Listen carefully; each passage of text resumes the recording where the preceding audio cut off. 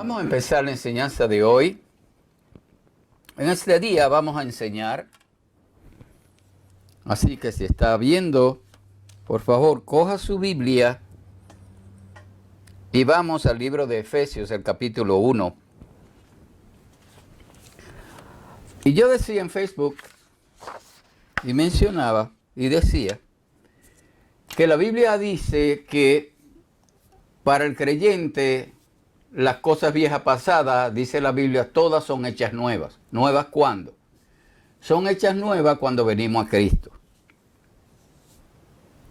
Dice que si estamos en Cristo, es más, déjeme leerlo, es 2 de Corintios capítulo 5, versículo 17. Mire lo que dice. Dice, de modo que si alguno está en Cristo, en otras palabras, de modo que si alguno es creyente, que si alguno es seguidor de Cristo, si alguno es creyente del Evangelio de Cristo, dice, nueva criatura es, las cosas viejas pasaron, he aquí, todas son hechas nuevas.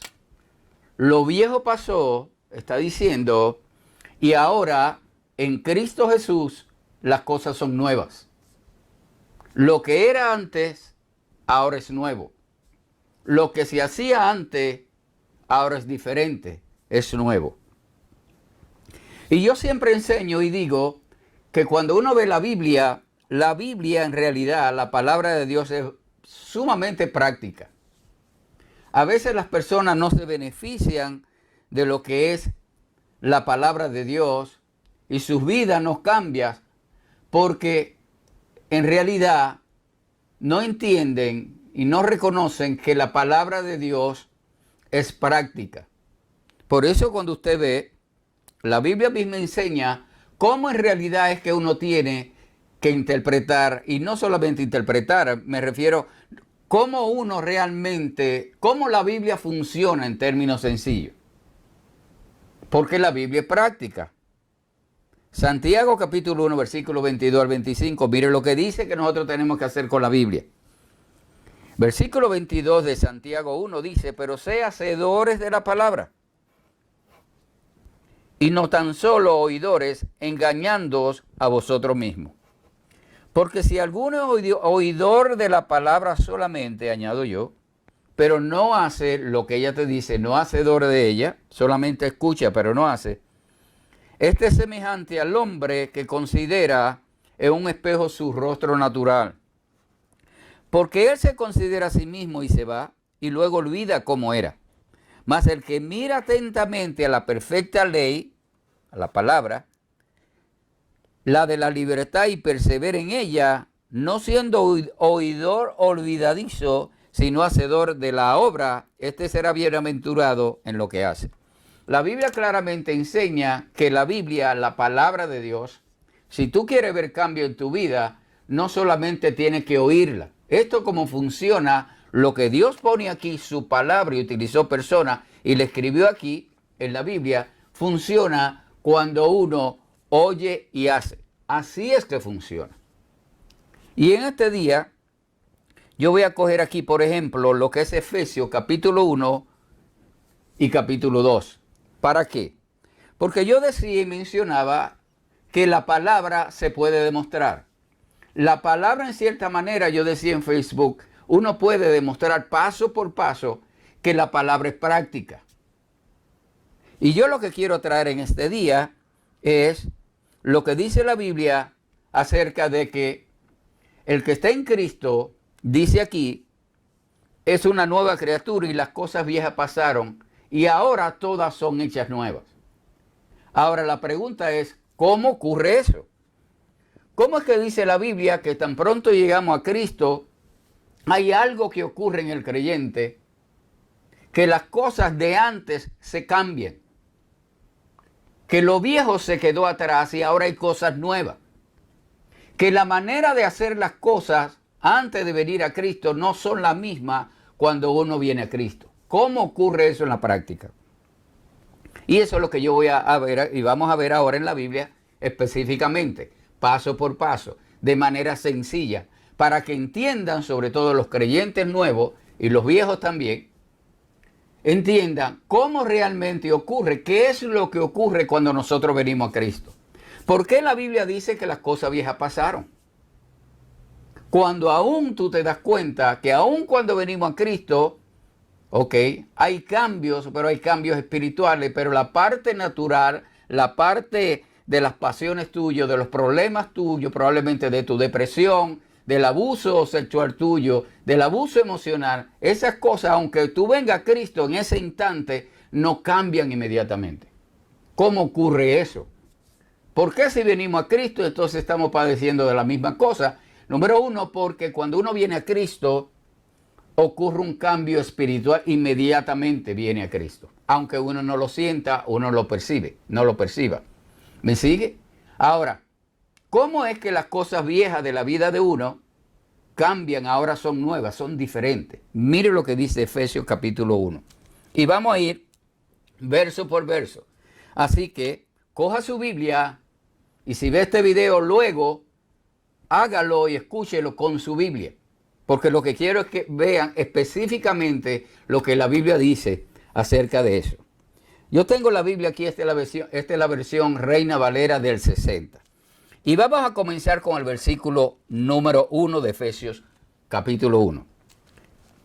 Dice así: Pablo, el que está escribiendo eso, a la iglesia de Éfeso, y no a la iglesia de Éfeso. Cuando usted lea la Biblia, lo que está escrito en la Biblia no es solamente para una iglesia específica para la cual se escribió originalmente lo que se escribió. Dios lo reveló por medio de una persona, de Pablo, de Pedro, de cualquiera de los que escribieron la Biblia. Sino que esas cosas que están escritas, dice la Biblia, que están escritas también para nosotros. Aplica para ellos en ese tiempo y aplica para nosotros. No solamente a ellos le habló Dios, sino a nosotros también a través de la Biblia. Mire lo que dice Efesios capítulo 1, versículo 1. Dice: Pablo, apóstol de Jesucristo por la voluntad de Dios, a los santos fieles en Cristo Jesús que están en Éfeso. O sea, la introducción. Dice: gracia y paz a vosotros de Dios nuestro Padre, el Señor Jesucristo. Bendito sea el Dios y Padre de nuestro Señor Jesucristo, que nos bendijo con toda bendición espiritual en los lugares celestiales en Cristo. Bendito es el Padre, el versículo 3 dice, que nos bendijo con toda bendición, observe, espiritual. ¿A dónde? Dice aquí, en los lugares celestiales, en el cielo. Hablando del cielo, está hablando del cielo, está hablando de un ambiente espiritual. Pero Dios no solamente nos bendice allá, sino también que nos bendice aquí, dice la Biblia. ¿Ok? Aunque tengamos problemas, aunque vamos a tener más problemas por causa de Cristo, pero nuestra meta es allá, no aquí. Esto es un tránsito, dice la Biblia. Versículo 4 dice: según nos escogió en Él, en Cristo Jesús, antes de la fundación del mundo, para que fuésemos santos y sin mancha delante de Él. Dios nos escogió antes de que tú nacieras, antes de que hiciera este mundo, antes de crear este mundo. Dios ya tenía en su mente, está diciendo aquí, ¿ok? El escogernos. El escogernos. ¿Escogernos para qué? Para Él. ¿Para qué? Para que fuésemos santos. Santo no es el de la Iglesia Católica. Santo lo que significa para separarnos. ¿Separarnos de qué? Para separarnos, dice, que para que fuésemos santos y sin mancha delante de Dios. ¿Qué significa eso? Que antes de que tú nacieras, antes de que yo naciera, aún antes de la creación del mundo, ya Dios tenía un plan hecho. Tenía un plan hecho para ti, para crearte, para ti. Y ya Él estaba pensando en ti, en separarte. Ya Él estaba pensando en ti, en limpiarte. Dice aquí, el versículo 3, sin mancha delante, sin pecado, para limpiarnos. ¿Me sigue? Ahora, santo significa separado. ¿Usted no ha oído el refrán que dice junto pero no revuelto? Para separarte, ¿para qué? Te está apartando. Estamos en el mundo, dice la Biblia, pero no somos parte de este mundo. Nuestra mente, nuestra vida es diferente. Aunque estemos en medio de todo lo que hay, estamos separados. Nuestra vida está separada para un propósito específico. ¿Me sigue? Todo el mundo tiene un propósito. Todo el mundo está haciendo cosas, pero estamos separados para Él. Y dice el versículo 5, en amor, por medio del amor de Dios, es lo que está diciendo, habiéndonos predestinado para ser adoptado hijo suyo de Dios por medio de Jesucristo, según el puro afecto de su voluntad. En otras palabras, porque Él lo quiso. En el argot popular, porque le dio la gana. Él nos apartó. Él nos destinó, cuando vinimos aquí para crearnos y venirnos aquí, dice para ser adoptados hijos de Dios. ¿Somos todos los hombres y mujeres hijos de Dios? No. Hijos de Dios son los que a través de Cristo Jesús aceptan a Cristo. Ellos reciben la adopción de hijos de Dios. Por eso dice que nosotros somos hijos de Dios. Pero Cristo era hijo de Dios, pero dice que Él es el primero. Versículo 6 dice, para la alabanza de la gloria de su gracia, con la cual nos hizo acepto en el amado. Significa que somos aceptados en el amado, que es Jesús. Dice, en quien tenemos redención por su sangre, el perdón de pecado según la riqueza de su gracia. Significa que a través, el versículo 7 está diciendo que Dios tenía ya en mente separarnos. Él no iba a redimir. Cristo con su muerte nos redimió. ¿De qué nos redimió? Dice el versículo 7. Tenemos redención por su sangre. Su sangre significa por su muerte. Por la muerte de Cristo, nosotros obtenemos el perdón de los pecados. Y Cristo, a través de su muerte, ¿qué hace? Nos reconcilia con Dios, porque estábamos separados de Dios. Eso es lo que está diciendo ahí, básicamente. Ahora, fíjese aquí, y vamos a brincar a lo que es capítulo 1, versículo 16 al 19. Esto es interesante. Dice el apóstol Pablo, dice la Biblia, dice Dios a través de él.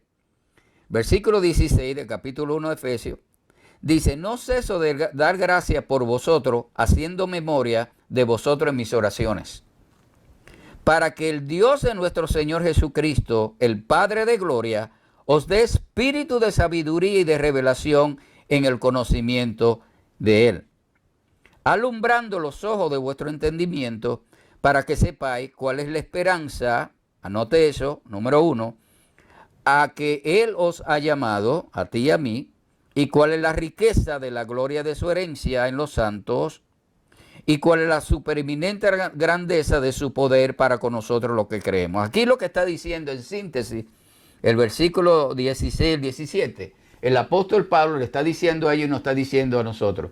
Yo oro a Dios, yo le pido a Dios, dice aquí el 16, ¿para qué? Para que el Dios mismo, el Padre de gloria, le dé a ustedes un espíritu de sabiduría y de revelación. Yo oro para que Dios les revele a ustedes. ¿Qué es una revelación? Revelación no es algo que tú dices, bueno, yo lo conozco en mi mente, yo lo cogí, lo leí. Aquí revelación, en el versículo 17, revelación realmente es el descubrir algo. Cuando usted ve el original, Dios, el apóstol Pablo le ora a Dios para que usted y yo, y lo de Éfeso, los creyentes, dice, para que Dios te dé revelación. Pero la pregunta, ¿qué es revelación? Revelación es para que Dios te dé a conocer, te descubra algo que está cubierto, te lo descubra.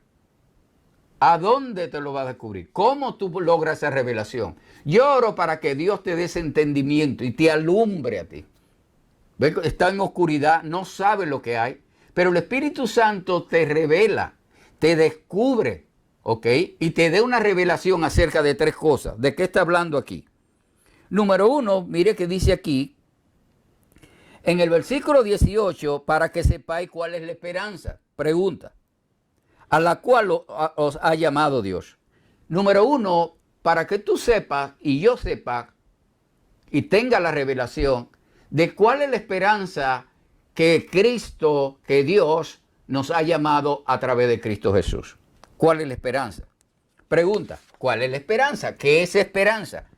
¿Por qué el apóstol Pablo dice que él ora para que Dios nos dé esa revelación a nosotros de la esperanza a la cual Dios nos ha llamado?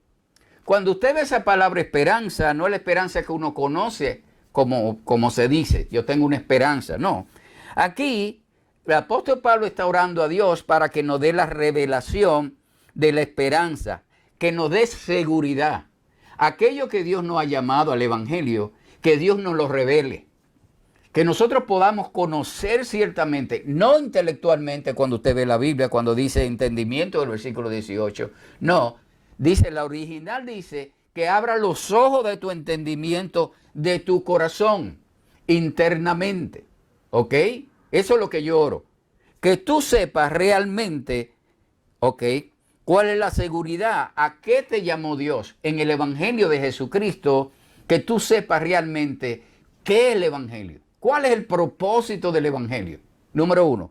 Número dos, hay otra palabra clave aquí en el versículo 18, que te dé revelación, dice, cuál es la riqueza de la gloria de su herencia para tu vida, de tu herencia para mí y para ti.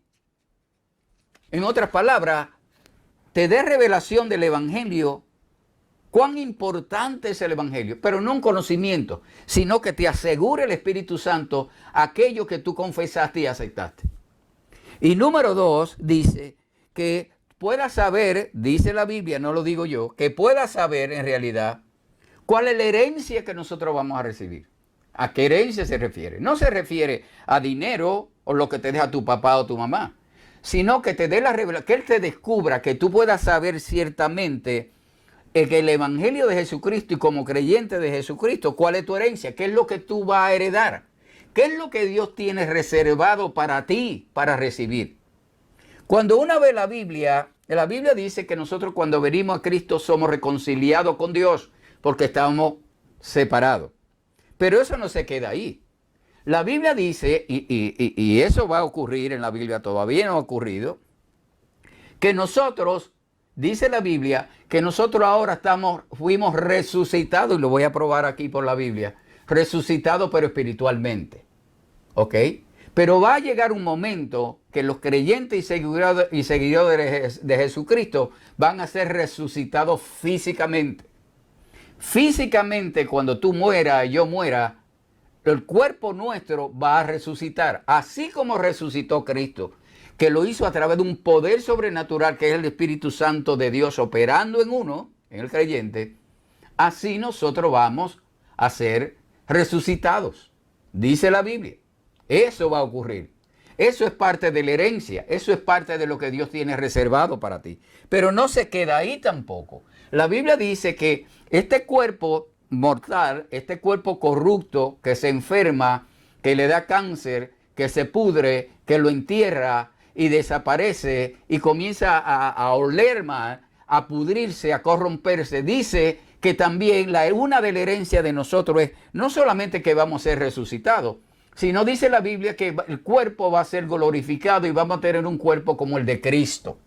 ¿Cómo? ¿Usted no vio a Cristo que entraba después de muerto y resucitó, que tocaba la puerta para entrar? No, Él pasaba la pared, entraba eso. Es un cuerpo glorificado. La Biblia dice que en una de nuestras herencias que nosotros hemos de recibir, dice la Biblia, que esto que se corrompe, que se enferma, que se pudre, se va a convertir en un cuerpo que no va a hacer eso, incorruptible. ¿Me sigue? Eso es parte de la herencia. Que lo mortal, lo que se muere, ya no va a morir más después que seamos resucitados. Es tremenda herencia, ¿verdad? Lo que vamos a recibir. Que lo corrupto se va a convertir en incorruptible.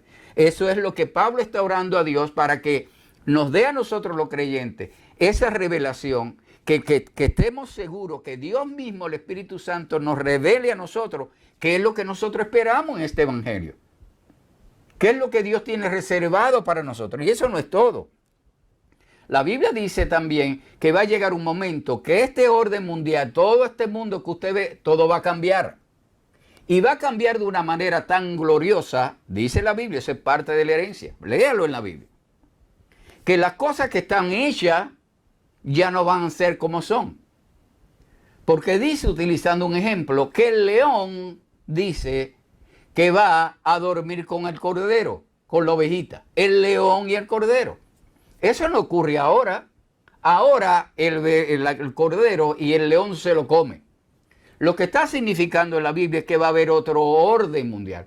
Va a haber otro sistema mundial. En donde no va a ser como este. Porque la Biblia dice que la naturaleza misma gime por la glorificación, ¿ok?, de los hijos de Dios. Todo va a cambiar. Desde la naturaleza, lo corruptible se va a convertir en incorruptible. Eso es lo que Pablo está orando. Esas son las promesas que nosotros tenemos. Más las promesas que ya nosotros tenemos. Un avance de la promesa que Dios nos da aquí para este mundo. ¿Me sigue? Esa es la segunda palabra clave que el apóstol Pablo ora para ti y para mí. La tercera palabra clave para eso dice el versículo 19, para que Dios te dé revelación de cuál es la superinminente grandeza de su poder de Dios para con nosotros lo que hemos creído, los seguidores de Cristo. Para que Dios te revele el poder de Dios que está operando dentro de ti. Te dé una revelación, te dé una conciencia, tú sepas realmente que el poder de Dios está en ti, dice la Biblia. Dice la Biblia que tú eres el templo del Espíritu Santo de Dios, que el Espíritu Santo de Dios mora en el creyente. Por eso usted ve personas por ahí que están y oran por el enfermo y se sanan. ¿Me sigue? Por eso que usted ve personas que están por ahí que tienen, qué sé yo, un don de profecía y pueden saber, decirte a ti cosas que tú nunca lo has comentado ni lo has conocido a esa persona. Es algo sobrenatural, es el poder de Dios operando en cada uno de nosotros. ¿Me sigue? Y eso en el capítulo 1, el apóstol Pablo dice, yo estoy orando para que Dios te dé espíritu de revelación. Pregunta. Cuando usted ve espíritu de revelación, ok, de sabiduría, aquí cuando usted ve la Biblia, dice aquí que en realidad dice, es más, mire específicamente lo que dice el versículo 18. Dice, para que el Dios de nuestro Señor Jesucristo, Padre de gloria, os dé espíritu de sabiduría y de revelación en el conocimiento de Dios. ¿Sabe qué significa eso? Que el mismo Espíritu de Dios te revele quién es Dios. Que se te haga real. Que no sea un conocimiento solamente en tu mente, sino que hay un convencimiento interno tuyo de quién es Dios. Que Dios se te haga real como tú ves cualquier otra persona. Eso es lo que está orando el apóstol Pablo aquí. El conocimiento de Él, de Dios. Tú puedes decir de Dios y tenerlo en la mente, me sigue, pero realmente tú no estás convencido realmente de quién es Dios. Y eso le pasó a Job. Job dijo, mírelo en la Biblia, búsquelo, no me crea a mí. En la Biblia dice, Job dice, de oído te conocía, estaba pasando una crisis pero poderosa de enfermedad y estaba buscando de Dios y no lo podía encontrar, no podía escuchar a Dios, como nos pasa muchas veces a nosotros en medio de dificultades.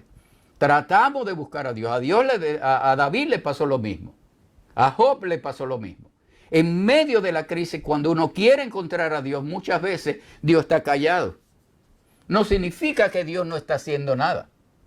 Pudiera significar que Dios no te habla y te deja ahí y está probando tu fe. Te está fortaleciendo en tu fe. Usted ve las personas que hacen ejercicio. ¿Ok? Si hacen ejercicio. Usted no ve las personas cuando se enferman, que están mucho tiempo en la cama. ¿Qué es lo que le dice el médico? Tienes que levantarte de esa cama y tienes que comenzar a caminar para que te puedas recuperar. Y te mandan una persona, un terapeuta, para que te coja de la mano y comience a hacerte caminar a ti. Y comience y te agarra de la mano y tú comiences a ejercitar para darle fuerza a las piernas, para darle fuerza a los músculos. Ahí Dios muchas veces nos toma y nos permite pasar por ciertas situaciones porque Dios nos está ejercitando, nos está fortaleciendo, está haciendo que tomamos fuerza en la parte no carnal, sino en la parte del hombre que es espiritual. Está ejercitando la fe tuya, está extendiendo la fe tuya. La Biblia dice que la fe es la que te sostiene, te da perseverancia. La fe, cuando tú pasas por crisis y situaciones, eso es lo que hace que te da más carácter, dice la Biblia, que te da más perseverancia, dice la Biblia. Usted no ha visto que usted pasa por una situación y cuando pasa por esa situación, usted se siente que el mundo se está acabando. Y después, bueno, se va a esa situación y viene otra. Y después viene otra. Y pasa el tiempo y en la medida que va experimentando los trials, las pruebas de este mundo, las cosas que hay, okay, muchas veces Dios no aparece por ahí. Porque lo que está haciendo es permitiendo que tú puedas pasar por esa situación para fortalecer tu fe, porque probablemente Dios sabe lo que viene después de ti. Necesita tener una batería cargada, necesita tener bastante fe. ¿Me sigue? Y probablemente eso es lo que pasa. Job decía, de oído te conocía. En otras palabras, yo te conocía de mente. ¿Ok? Pero ahora mis ojos te ven. ¿Cómo te pueden ver ahora? Antes te conocía de oído. Yo sabía de oído quién eras tú. Pero ahora en medio de esta situación que yo estoy pasando, puedo ver tu mano. Puedo ver como en medio de la muerte, qué sé yo, de un familiar, de mi esposa, de mi esposo, o de un hijo que de repente se muere, yo puedo ver ahora, puedo ver que tú eres real. ¿Cómo eres real tú?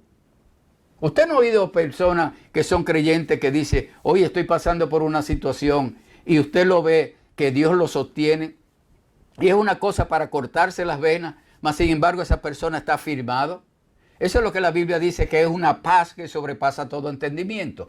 Es una paz supernatural, sobrenatural, que va más allá de tus emociones, que Dios te sostiene a ti. ¿Me sigue?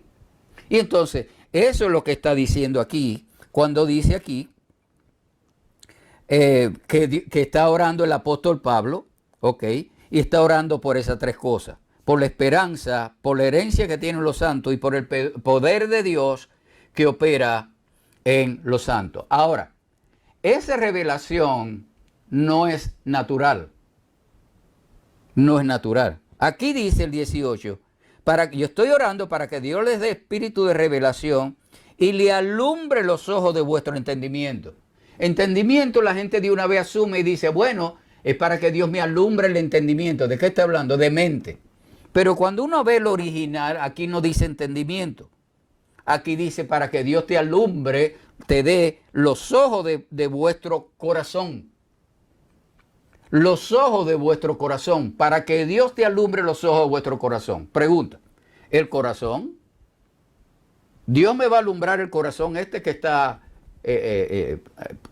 echando la sangre, que mantiene la sangre circulando en el cuerpo? No se trata de ese corazón. La Biblia utiliza el término corazón, pero muchas veces la Biblia ese término lo que significa te lo dé interiormente, te lo dé en tu alma, te lo dé internamente, en el ser interior tuyo. Eso es lo que está diciendo la Biblia. Eso significa que esa revelación no viene del hombre, dice la Biblia, no lo digo yo.